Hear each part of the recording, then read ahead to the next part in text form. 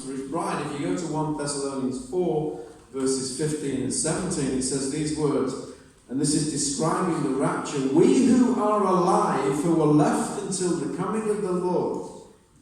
And in verse 17, we who are alive, who are left, will be caught up together with them in the clouds. And the word I want to emphasize there is the word we. You read it through carefully. We who are alive, when the Lord comes back, the dead in Christ will rise first, and then we who are still alive, at that time, we're going to get raptured, we're going to get caught up in the air to meet the Lord in the air, yeah? Coming of the bridegroom for the bride. But it's the word we. Paul, who wrote these words, expected that he would still be alive when the rapture happened. And this is one great tension in the second coming of Christ that a lot of believers find difficulty with. Paul expected that he'd still be alive when the rapture came. In other words, the rapture was going to happen in his lifetime.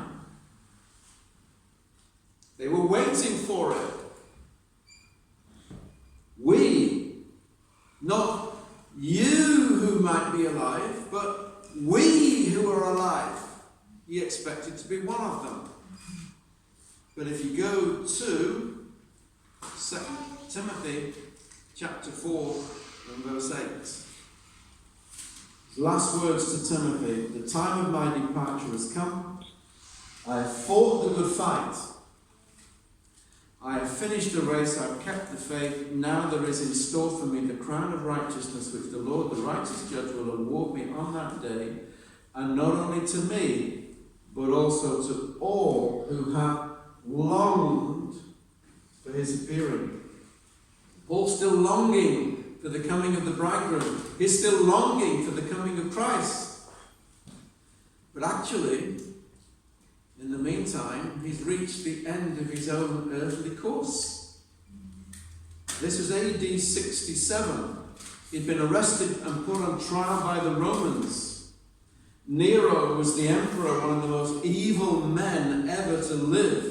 And he started to persecute the Christians in and around Rome, which is where Paul happened to be, preaching the gospel. He was put on trial. He declared the faith to Nero.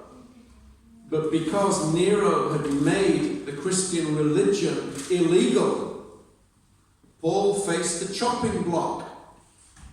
He was executed and his head was cut off. He died. As a martyr in AD 67. So he reached the end of his own life, and this thing that he was waiting for, the rapture of the saints, the rapture of the bride of Christ, still hadn't happened. Anybody ever felt the tension of that one? Jesus says he's coming back, but is he coming back in my lifetime? You don't know. Because the Son doesn't know when he's going to go to get his bride, as we saw before. You go to 2 Peter chapter 3. 2 Peter chapter 3, verses 3 and 4. This thing went around the early church too. First of all, you must understand that in the last days scoffers will come, scoffing and following their own evil desire. They will say, where is this coming he promised? Ever since our fathers died, everything goes on as it has since the beginning of creation. He said he's coming back. He said he's returning. But he hasn't. Where is he? Seems to be going on forever, doesn't it?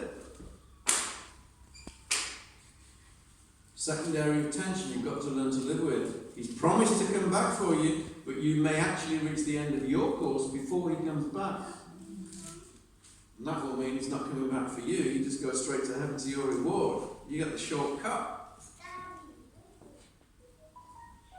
What's God's purpose? In verse 9, the Lord is not slow in keeping his promise, as some understand slowness. He's patient with you, not wanting anyone to perish, but everyone to come to repentance. Now I was thinking of that. Okay, let's say that Jesus is coming back for you. Okay? He's coming back for you. So you're waiting for it. What about your friends?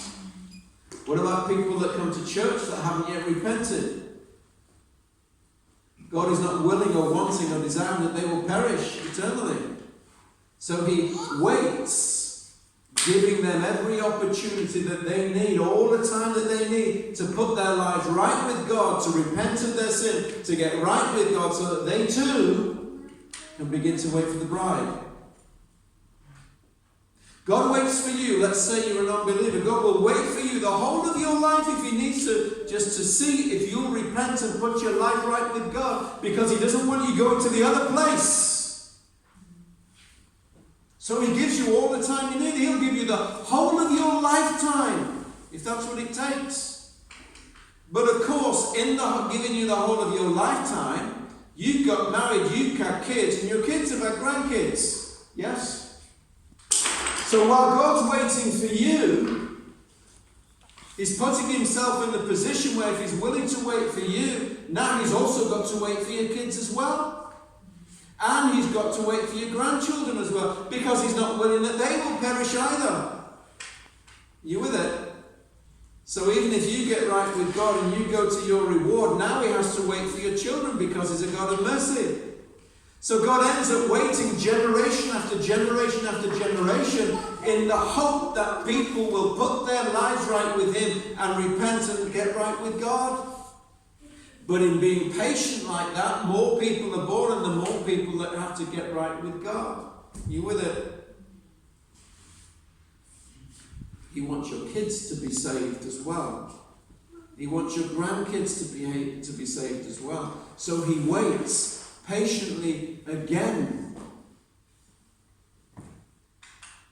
Matthew 24:25, it says 3 times the master went away for a long time. He stayed away for a long time. This thing about delay is written into waiting for the second coming.